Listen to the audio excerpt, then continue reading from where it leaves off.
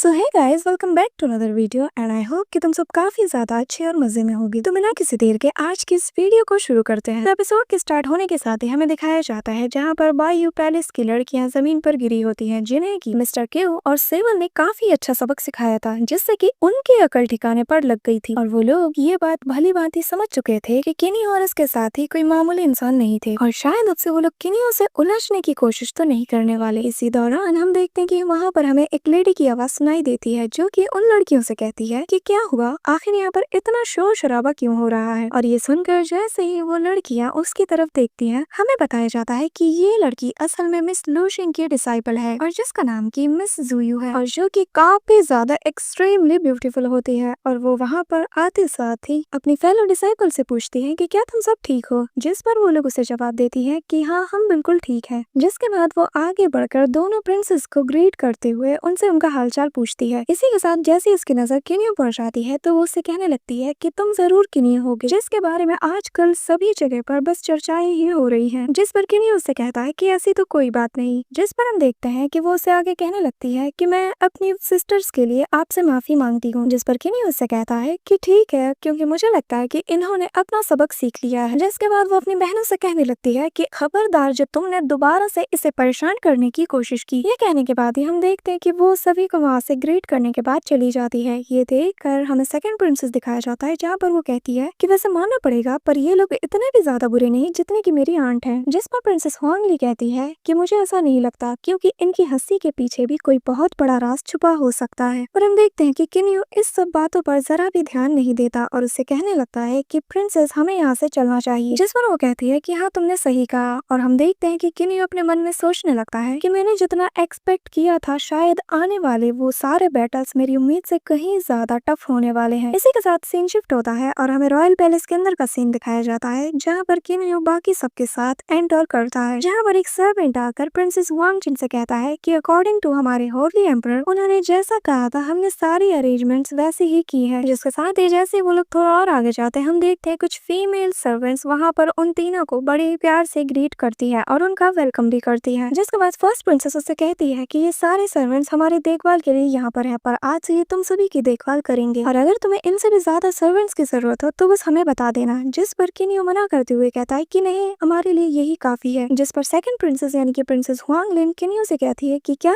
बस 2 ही लोग, इतने कम लोगों के साथ तुम यहाँ पर आए हो। जिस पर किनियो कहता है कि नहीं, असल में मेरे सारे सर्वेंट्स मेरे स्पेस आर्टिफैक्ट्स में रहते हैं। जिसे सुनकर वो दोनों से कहने लगती है कि अच्छा तो फिर ठीक है, अब हम यहाँ से जाते हैं। और जाते ही वे सेकंड प्रिंसेस उससे कहती है कि किनियो तुम बिल्कुल भी परेशान मत होना, क्योंकि मुझे पता है कि एट द एंड तुम ही जीतोगे। जिस पर किनियो कहता है कि थैंक यू, और तुम सबने जो भी मेरी अब तक हेल्प की उसके लिए भी तुम दोनों का बहुत बहुत शुक्रिया। जिसके बाद हम देखते हैं कि किनियो अपने बटलर को वहाँ पर बुलाता है और पूछता है कि आखिर मेरे सर्वेंट्स वहाँ पर क्या कर रहे हैं। जिस पर वो उसे सारी रिपोर्ट्स देता है और इसी के साथ उसका बटलर और मिस्टर क्यू वहाँ से चले जाते हैं। और फिर किनियो सेबल से कहता है कि भाई तुम जरा मेरे साथ यहाँ आओ। और जिसके बाद वो उससे पूछने लगता है कि भाई जरा बताओ कि तुम्हारी वो जो फॉलोइंग लाइट टेक्निक है उसके पीछे के प्रिंसिपल्स क्या है। जिस पर वो बताने लगता है कि ये तब की बात है जब मैं एक बार प्रैक्टिस कर रहा था। इसी दौरान मैं देखता हूँ कि मैं खुद को एक स्ट्रेंज सी जगह पर पाता हूँ और मैं आंखें बंद करके जब ये प्रैक्टिस कर रहा था मुझे ऐसा लगा कि मैंने किसी चीज को ट्रिगर कर दिया। और जिसके बाद मुझे ये रियलाइज हुआ कि स्पेस पावर की कुछ स्ट्रेंज सी एनर्जी मेरे अंदर एंटर होने लगी है, पर जैसे ही मैं इसे थोड़ा सा भी यूज करता हूँ ऐसा लगता है कि मेरे अंदर कोई चीज मुझे इसके फुल पोटेंशियल तक यूज करने के लिए मुझे रोक देती है। जिसके बाद वो कहने लगता है कि भाई पर मुझे लगता है कि मैं इसमें अब भी बहुत सी चेंजेस कर सकता हूँ। जिस पर किनियो कहने लगता है कि क्या ये इसलिए है कि इसके प्रैक्टिकल लॉज को सिर्फ गॉड किंग ही कॉम्प्लीमेंट कर सकता है। जिस पर सेबल कहता है कि भाई मैं तो ये नहीं जानता और ना ही इस पर मैं खुलकर कुछ भी तुम्हें बता सकता हूँ। जिस पर किनियो उसकी तरफ आगे बढ़ते हुए कहता है कि तो फिर भाई ऐसा करो कि तुम इस टेक्निक को पहले से और ज्यादा प्रैक्टिस करो, जिससे कि तुम इसे फुल्ली मास्टर कर लो और फिर फ्यूचर में मैं भी तुमसे कुछ सीख पाऊँ। और मुझे यकीन है कि तुम्हारी ये टेक्निक मेरे आने वाले बैटल में काफी ज्यादा काम आने वाली है। पर एक बात याद रखना कि तुम्हें खुद पर ज्यादा जोर नहीं डालना है, समझ रहे हो ना तुम, क्योंकि मैं नहीं चाहता कि गॉड किंग तुम्हें ढूंढ ले और तुम्हारी लोकेशन पता करके तुम्हें फिर से मुझसे दूर कर दे। तो इसलिए मैं चाहता हूँ कि तुम मेरे स्पेस आर्टिफैक्ट में जाकर इसे प्रैक्टिस करो। जिस पर सेवल कहता है कि भाई तुमने सही कहा और इसलिए अब मैं यहाँ से जा रहा हूँ। इसी के साथ सीन शिफ्ट होता है और हमें कुछ समय बाद का सीन दिखाया जाता है जहाँ पर किनियो अपने कॉन्शियसनेस के अंदर प्रैक्टिस करता है, जहाँ पर हम देखते हैं कि उसे एक मिस्टीरियस सा ब्लैक लोटस दिखता है जिसके अराउंड एक गोल्ड काफी ज्यादा लाइटिंग वाली एक एनर्जी उसके अराउंड घूम रही होती है। पर जैसे किन्यू अपना हाथ उसे छूने के लिए आगे बढ़ाता है, हम देखते हैं कि उसके टच करने से उसका हाथ फ्रीज होने लगता है और उसे एक अनकॉन्शियस सोल दिखाई देती है। जिसके बाद उस पूरे ब्लैक लोटस में से एक छोटा सा अनकॉन्शियस सोल बाहर आता है, जिसे देखकर किन्यू हैरानी के साथ कहने लगता है कि आखिर इसके अंदर से एक अनकॉन्शियस स्टाइल वाला सोल कैसे बाहर आ सकता है। ये देखकर किन्यू अपने पास से 2 रेड जेम उसकी तरफ थ्रो करता है और जैसे ही वो ये करता है, हम देखते हैं कि उसके आसपास काफी सारी स्पिरिचुअल एनर्जीज के साथ हलचल होना स्टार्ट कर देती है। और फिर किन्यू जिसे देखकर अपने हाथ में बहुत सी लाइटनिंग एनर्जी को कलेक्ट करता है, जिसे कलेक्ट करने के बाद किन्यू उसे उन 2 जेम्स की तरफ थ्रो करता है जहाँ पर की वो अनकॉन्शियस सोल भी मौजूद होती है और जिससे मिलकर हम देखते हैं कि जियांगू का बर्थ होता है। ये देखकर किन्यू कह उठता है कि इसकी मदद से तो मैं एंशिएंट सिटी को डायरेक्टली रिफाइन कर सकता हूँ। जिसके बाद किन्यू थोड़ी और एनर्जीज को कलेक्ट करता है और फिर उसे दोबारा से उसकी तरफ थ्रो कर देता है। पर हम देखते हैं कि इसने अभी तक बस 80% एनर्जी को ही अब्सॉर्ब किया था।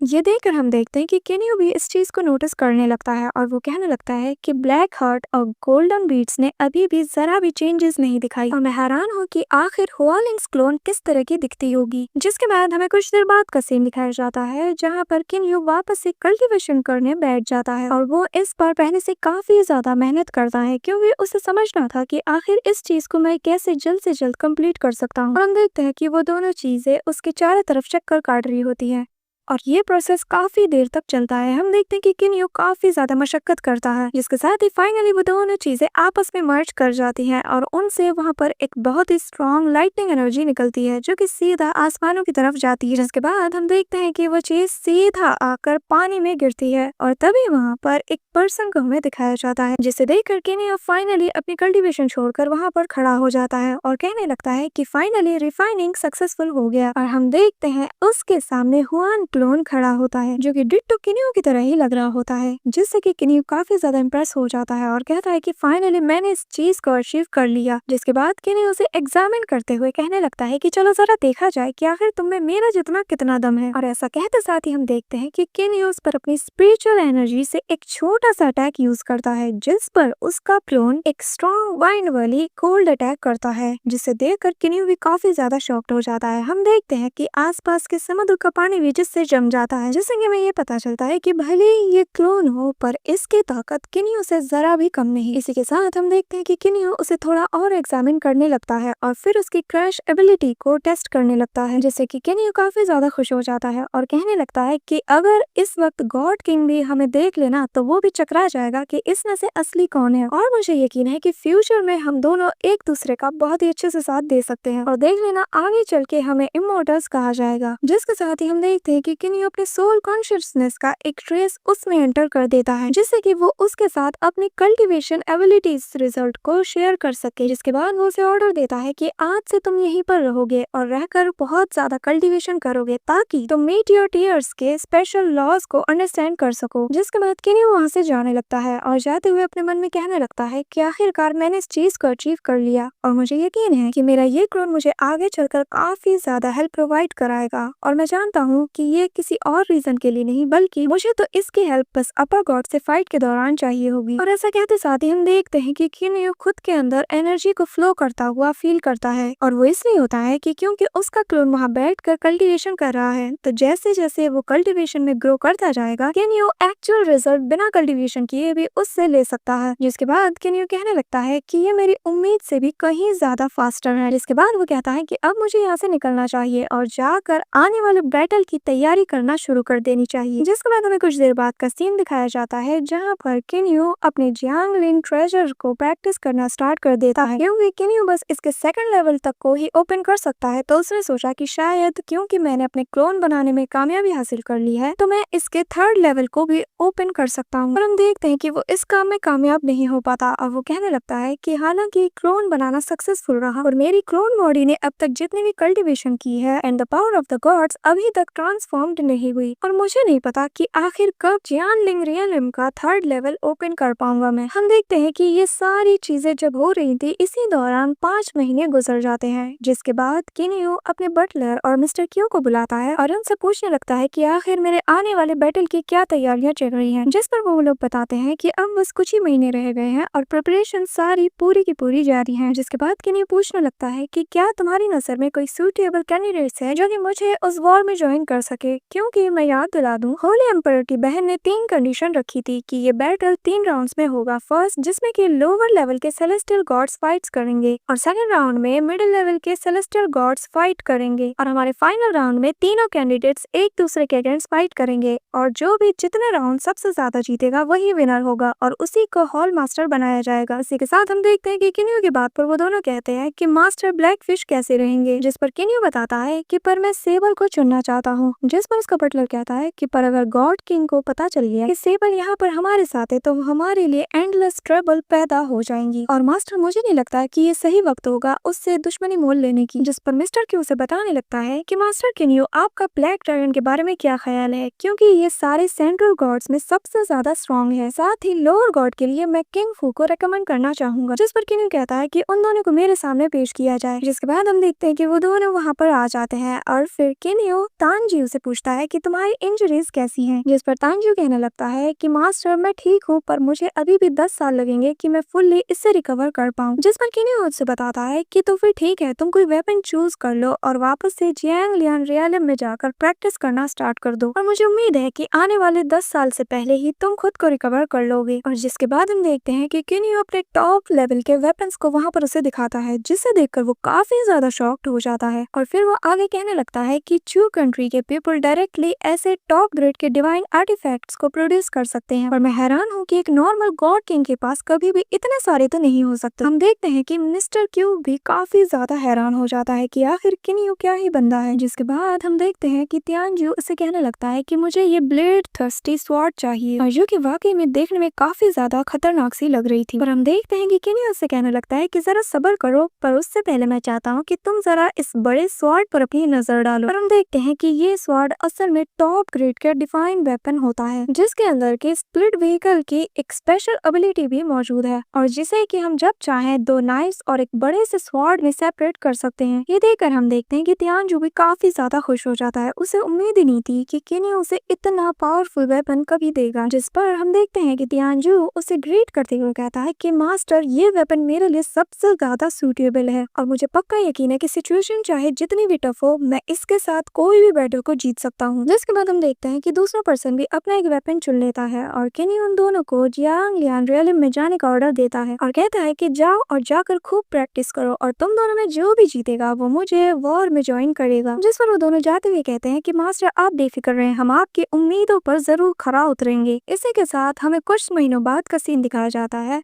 और जहाँ पर हम देखते हैं कि यूची सिटी के अंदर कंपटीशन की काफी भारी भरकम तैयारियां जोरों शोरों से चल रही होती। वहाँ के सारे लोग काफी ज्यादा इस मैच के लिए एक्साइटेड होते हैं और 2 लोग आपस में बात कर रहे होते हैं कि यकीनन आने वाला कंपटीशन एक्स्ट्रा ऑर्डिनरी होने वाला। फाइनली आज वो दिन आ गया है जब हमें ये पता चल जाएगा कि आखिर हॉल मास्टर कौन बनेगा। जिस पर दूसरा गार्ड्स कहता है कि हाँ तुमने सही कहा और मुझे भी इस बात की जाने की काफी ज्यादा एक्साइटेड हो रही है। हम देखते हैं कि इसी दौरान वहाँ पर बाकी के लोग भी आ जाते हैं। किन्यू भी अपनी पूरी टीम के साथ वहाँ पर आ जाता है और हम देखते हैं कि साथ ही वहाँ पर उसी वक्त होली एम्परर और उसके फैमिली मेंबर्स भी आ जाते हैं। जिसके बाद होली एम्परर कहने लगता है कि मुझे यकीन है कि आप सभी लोग आज के मैच के लिए काफी ज्यादा एक्साइटेड होंगे और मुझे यकीन है कि डोंग हू जो कि गॉड आर्मी का कैप्टन है, साथ ही किन्यू जो कि फॉर्मेशन मास्टर है और बायू पैलेस की जीनियस डिसाइपल यानी कि लेडी जुयू यहाँ पर बहुत ही ज्यादा एक्साइटेड होंगे। ये मैच आप तीनों में खेला जाएगा और मुझे यकीन है कि जो सबसे ज्यादा स्ट्रॉन्ग और डिजर्विंग कैंडिडेट होगा वही आज का ये मुकाबला जीतेगा। इसी के साथ हमें सारी कैंडिडेट को एक एक बार दिखाया जाता है, पर इन तीनों के कॉन्फिडेंट में हमें कोई भी कमी नजर नहीं आती। सभी लोग एक से बढ़कर एक होते हैं और जिसका मतलब कि ये कि यहाँ पर हमारे पास टोटल 3 ग्रुप्स है और जिनके बीच की 9 राउंड का बैटल होगा और जो भी ग्रुप बैटल के 2 सीट से जीतेगा वही हॉल मास्टर बनेगा। इसके बाद हम देखते हैं कि एक आदमी आगे बढ़कर कहने लगता है कि पहला मैच किन्यू वर्सेस लेडी शुयू के बीच में होगा और जिसके साथ ही हमारा लोअर गॉड कॉन्टेस्ट यहीं पर स्टार्ट होता है, जिस पर हम देखते हैं कि लेडी ज़ोयू अपनी एक टीममेट को आगे भेजती है, जिसे देखकर किन्यू कहने लगता है कि दिखने में तो ये काफी ज्यादा ऑर्डिनरी ही लग रही है, मुझे यकीन नहीं होता कि आखिर ये इतने सिंपल से पर्सन को बैटल के लिए कैसे भेज सकती है। जिस पर वुलिंग कहता है कि मास्टर, हमारे ओपोनेंट ने अपना टीममेट भेज दिया है, तो क्या मैं अब आगे बढ़ सकता हूँ? जिस पर किन्यू से कहता है कि ठीक है, तुम सबसे पहले जाओगे। जिस पर हम देखते हैं कि वुलिंग जैसे ग्राउंड में एंट्री मारता है, वो उस लड़की से कहने लगता है कि छोटी बच्ची, जल्दी से जल्दी अपनी हार यहीं पर मान लो। जिस पर वो लड़की कहती है कि अपनी बकवास बंद करो और लड़ने के लिए तैयार हो जाओ, और ये कहते साथ ही वो अपना वेपन उस पर हमला करने के लिए निकाल लेती है, जो कि एक बहुत बड़ा जायंट चेन की तरह होता है। हम देखते हैं कि दूसरी तरफ वुलिन भी अपने वेपन से उस पर पहला काउंटर अटैक करने लगता है, जिसे वो लड़की बहुत ही इजीली डॉज कर देती है, और देखते ही देखते वो लड़की उसे अपने वेपन में जकड़ लेती है। ये देखकर वहाँ मौजूद किन्यू और बाकी सब काफी ज्यादा शॉक्ड हो जाते हैं, और फिर वो कहने लगता है कि देखने से लगा नहीं था कि ये इतनी ज्यादा स्ट्रॉन्ग होगी। इसी के साथ हम देखते हैं कि पहला राउंड किन्यू हार जाता है और लेडी ज़ोयू जीत जाती है, जिसके बाद वो आदमी अनाउंस करता है कि अब second central God contest start होगा,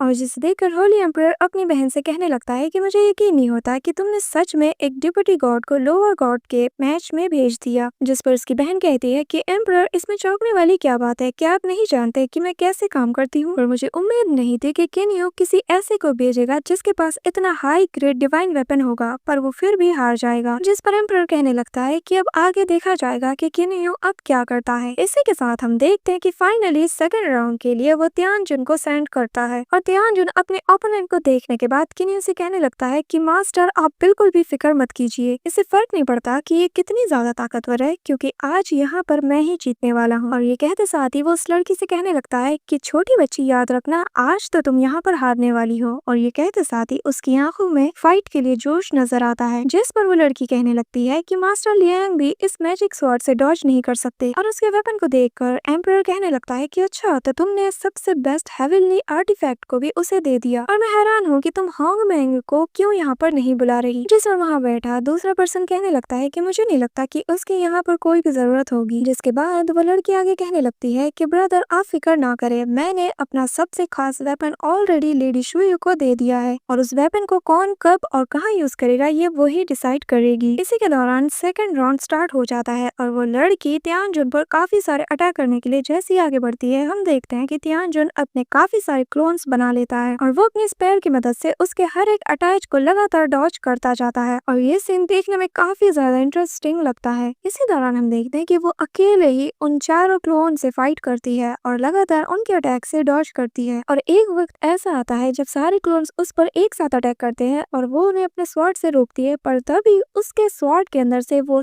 अपनी एक छोटी सी स्वॉर्ड को बाहर निकालती है, और जैसे उसे हवा में लहराती है तो काफी सारी थंडर एनर्जीज वहाँ पर जमा होने लगती है, और वो उसे निकालते साथ ही कहने लगती है कि ये एक मैजिकल वेपन है और तुम इसके चलते मुझे तो कभी नहीं हरा सकते। और ये कहते साथ ही वो उसकी एक्चुअल बॉडी पर तेजी से अपने स्वॉर्ड से हमला करने के लिए आगे बढ़ती है, पर जैसे ही वो उसके आंखों को टच करने ही वाला होता है, हम देखते हैं कि तभी पीछे से उसे चेन से कोई जकड़ लेता है, जो कि तियानजुन की ही रियल बॉडी होती है, और वो उससे हंसते हुए कहता है कि अच्छा, तो तुम्हें मेरी क्लोन बॉडी में इतना ज्यादा इंटरेस्ट है।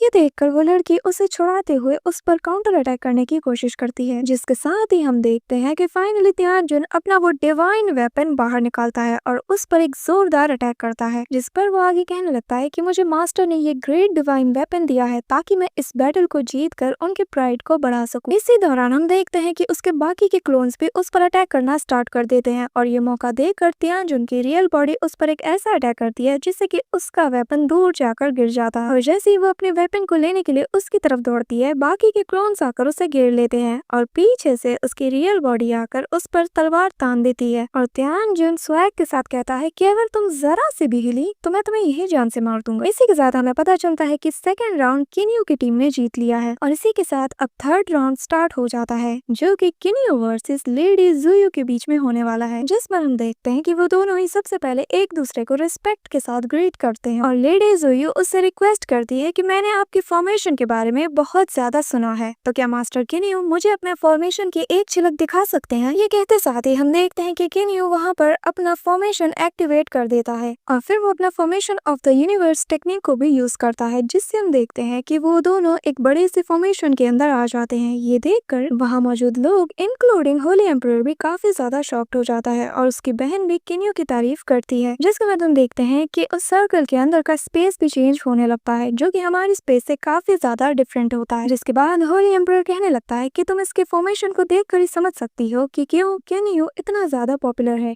और यकीनन किन्यू अंडर द गॉड सबसे स्ट्रॉन्गेस्ट पर्सन है। इसी के साथ सीन शिफ्ट होता है और हमें उसी सर्कल के अंदर का सीन दिखाया जाता है, जहाँ पर स्पेस और टाइम पूरी तरीके से बदल चुका होता है और लेडी ज़ुयू भी काफी ज्यादा हैरान होती है। जिसके बाद वहाँ पर किन्यू आता है और उससे कहने लगता है कि जब मैं यहाँ पर पहली बार आया था तो तुम्हारी फेलो डिसाइपल्स ने मुझसे पूछा था कि आखिर मेरी स्ट्रेंथ क्या है, तो आज मैं चाहता हूँ कि तुम उन्हें यहाँ पर बुलाओ और उनकी ये इच्छा पूरी कर दो और वो देख लें कि मेरी स्ट्रेंथ क्या है। जिस पर वो कहती है कि अपनी बकवास बंद करो और फिर वो अपनी स्पेस डिस्ट्रक्शन पावर को यूज करती है ताकि वो वहाँ के पूरे स्पेस को तोड़ सके, पर हम देखते हैं कि वो इसमें नाकाम हो जाती है। जिस पर वो हार नहीं मानती और कहती है कि आज चाहे जो हो जाए मैं इस फॉर्मेशन को हर हाल में तोड़ कर रहूंगी, और वो लगातार कोशिशें करती रहती है। और ये सारी चीजें करने के बाद हम देखते हैं कि वो फाइनली अपना वो स्ट्रॉन्गेस्ट वेपन को बाहर निकालती है और कहती है कि किन्यू अगर तुम में दम है तो मेरा सामना कर। जिसे सुनकर किन्यू उसके सामने आता है और लगातार लाइटनिंग और अपनी स्पिरिचुअल एनर्जीज का यूज करके उस पर काफी सारे अटैक्स करता है, जिससे उसकी सारी अकड़ वहीं पर निकल जाती है। जिसके बाद किन्यू जैसे उसके पास आता है हम देखते हैं कि वो छुपकर उस पर अटैक करने के लिए अपना वेपन थ्रो करती है, पर इसका किन्यू पर कोई भी असर नहीं हो। जिसके बाद किन्यू उसे कहने लगता है कि देखो अगर तुम चाहो तो तुम जितनी मर्जी चाहो कोशिश कर लो, यहाँ पर टाइम की कोई लिमिट नहीं। पर हम देखते हैं कि लेडी ज़ुई इतनी भी ज्यादा बेवकूफ नहीं थी, वो एट द एंड समझ जाती है कि वो चाहे जितनी कोशिश कर ले वो किन्यू को कभी नहीं हरा सकती और इसीलिए वो अपनी हार मान लेती है। जिसके साथ ही किन्यू अपना फॉर्मेशन वहाँ से हटा लेता है और हम देखते हैं कि वो लड़की अपने डिफीट को एडमिट कर लेती है और किन्यू के इतने मैसिव पावर और फॉर्मेशन को देखकर हम देखते हैं कि डोंगहयो भी एडमिट कर लेता है कि वो अब आगे लड़ना नहीं चाहता, और जिसका साफ मतलब ये कि अब किन्यू ये सारी कंपटीशन को जीत चुका है और अब नेक्स्ट हॉल मास्टर किन्यू होगा। जिसके साथ ही हम देखते हैं कि ये कंपटीशन यहीं पर एंड हो जाता है और फिर हमें एक बैंक्वेट का सीन दिखाया जाता है, जहाँ पर सभी लोग काफी ज्यादा एंजॉय करते हैं। जहाँ पर किन्यू के पास एम्परर का आदमी आकर कहता है कि अगर आपको मेरी कोई हेल्प चाहिए तो मैं जरूर मदद करूंगा, जिस पर किन्यू उसका शुक्रिया अदा करता है। जिसके बाद वो बताने लगता है कि जिस हॉल का तुम अभी मास्टर बने हो ये हॉल बहुत ही कैजुअलिटीज से गुजर चुका है और मुझे उम्मीद है कि तुम हमारे इस हॉल को काफी ऊंचाइयों तक ले जाओगे। So that's it for today guys, आज का ये एपिसोड यहीं पर एंड होता है।